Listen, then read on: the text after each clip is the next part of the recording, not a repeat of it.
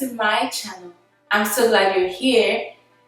Today we're going to talk about a super exciting topic, as all the topics are. But before we dive in, make sure you like, subscribe, and share this video with someone who is seeking emotional healing. So today we are going to talk about the beauty of triggers. Yes, I said beauty. And before we dive into that, let me real quick explain what a trigger is. So imagine you have like a wound, like an open wound, right, on your leg or something, and someone touches your leg near that wound or even brushes past it. Your reaction to that touch is going to be exaggerated, like, oh my gosh, like he touched the wound. Like, it's going to be so painful as compared to your reaction if they did the same level of pressure on a different spot on your leg that didn't have the wound.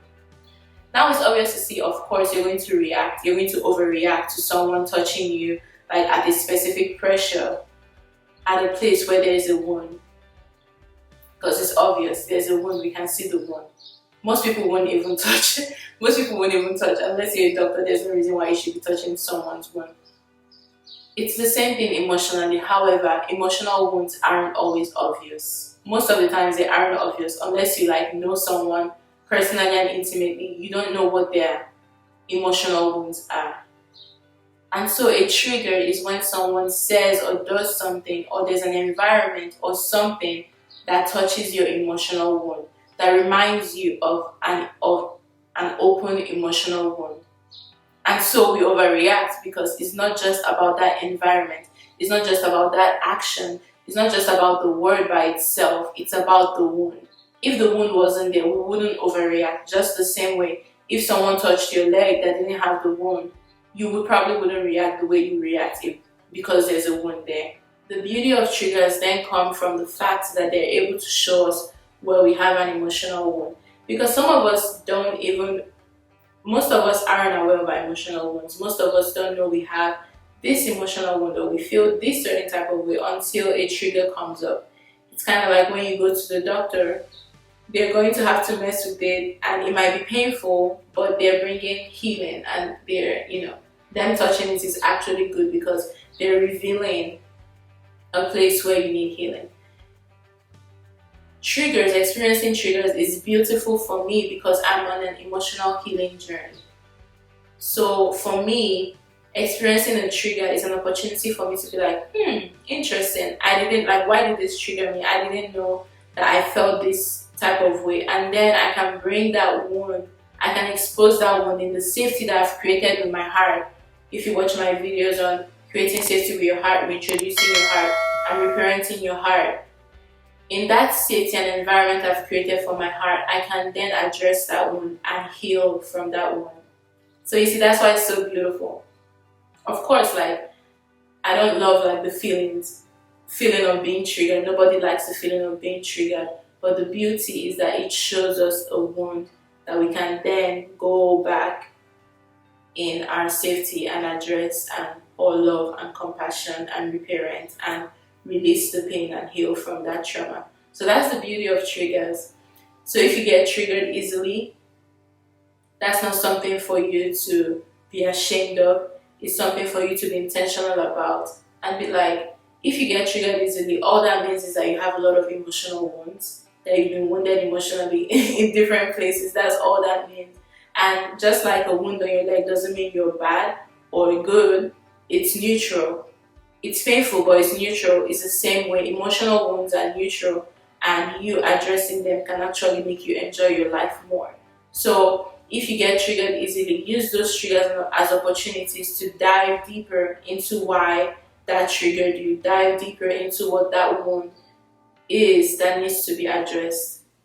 Something else I've noticed about being triggered or emotional wounds is that they come up in an environment of safety, because they know that they can receive healing there. So your inner child or your younger child that experienced a wound, like, the safer you feel in a relationship with somebody else, your deep triggers probably come up because because your heart knows, okay, this is a safe environment to come and receive the healing that I need. So don't be surprised if you're like in a healthy relationship with someone and you're getting more triggered than you would have, or getting more sensitive than you would have before. It's because that's a safe environment, that's a safe place for you to heal your triggers. In the same way, if you watch my video on creating safety with your heart, when you have safety, when you've created that safe environment with your heart, those triggers come up more, in terms of you're more aware of how you're feeling, of how something affected you. And in that safety that you've created with your heart, you can then ask yourself, like, why do I feel this way about this thing? And really address the deep wound and the root wound, or the root issue of the pain. I think that's what I have for this video. Let me know how you've experienced triggers, maybe what this has started for you, on your perspective of yourself when you're triggered. Something else real quick that I wanted to add is seeing myself as still lovable in the midst of a trigger, because growing up I learned that being upset and when I had triggers, like, I was punished for that. And so I learned to, I guess, hate that aspect of myself, like, oh, I should just be easygoing and happy and joyful all the time. But now that I'm mature and I know that emotions are part of life, and experiencing all different ranges of emotions are part of a healthy experience of life, I can extend love and compassion to my triggered self. So I'm no longer saying, which I mentioned in my video on reparenting yourself and creating safety for your heart, I'm no longer saying, oh, maybe you shouldn't have reacted that way, oh, they didn't mean it that way, like, why did you say it that way? No, I am still extending love, compassion, validation, acceptance to myself in those triggered moments. And that has really helped. That's the environment that helps you actually heal the wound, so that you don't get as triggered easily in those areas. It's not enough to just be aware and know, okay, this is why I'm triggered, this is what the wound is. You have to be willing to do the work to put love and compassion and validation and reparenting in those areas, in that wound, and actually be patient with yourself and heal from that wound, and not shame yourself, so that, and grieve. Remember, in our feeling to heal video, and grieve the pain from that wound. Sometimes you just want to put the medicine and and move on. But sometimes, like, there's some wounds that you need to, like, if there's a cyst, you need to, like, cut the cyst and allow the thing to drain before you can then put healing and a balm on it to heal that wound. In the same way, there are some wounds that we need to really need to take the time to grieve and cry about, and that's going to be like the first step to us healing from that one.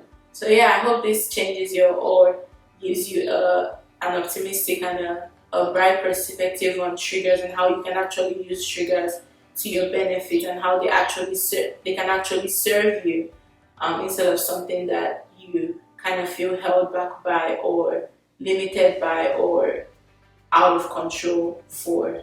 Triggers are actually a tool that show you where the wound is, so that you can then go back in with compassion, patience, and all the tools that I've mentioned in my previous videos, and create an environment of healing and restoration in that place, so that you don't get triggered as easily. So they're part of life, and that's the beauty of triggers. Let me know down in the comments what stuck out to you the most, what you are going to start implementing when you get triggered. How are you going to bring that into yourself, and not blame other people or make it about other people, but actually take responsibility? Because when you take responsibility, you have the power to heal, which I mentioned in some of my other videos too. But let me know how this is going to change the way you navigate whenever you get triggered, and taking responsibility for your emotional healing. Let me know down in the comments below. Don't forget to like, subscribe, share this video with someone who is seeking emotional healing. And until I see you next time, until you see me next time, because I'm not seeing you, until you see me next time, remember that you are loved, you are cherished, and you're valuable, and you have something that only you only you can bring into this world. I'm so excited for you and that you're on this journey, and I'm so excited for what it's going to do in your life because I know what it has done in my life. Alright, love you. Bye.